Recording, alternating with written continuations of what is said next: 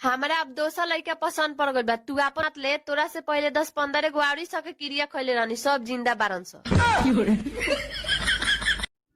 तब बाबूजी के भेजी तहरा यहाँ का है बात आगे बढ़ावे खातिर। हम तारा से शादी ना करेम। तब के करा से करबू जेकर दिल खाली आ बैंक भरल होखे। हाँ बोल ना। का करा तारी? बैठल बानी। टेंशन मत ले, सबर के फल मीठा होला। ए तनी सर्च मार तो सबर के फल गूगल पर।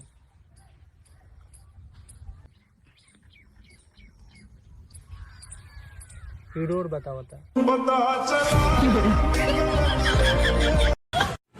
रुआ बड़ा भोला बनी, रुआ के केहू बेवकूफ बना देवेला। शुरुआत तो तोर बापे कइल। क्या है जी? अगर तारा बहन के हम चुमा लेम तो तू का करबू? आपका मुंह फोड़ देंगे। आ तार बहन कहीं चुमा लेस तब? फिर भी आप ही का मुंह फूटेगा।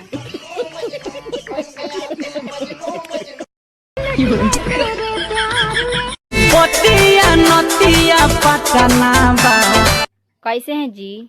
मैं तो ठीक हूँ, और आप कैसी हो? मैं भी ठीक हूँ। आपकी टाइमिंग बहुत अच्छा है। कहीं घूम रहे हैं क्या?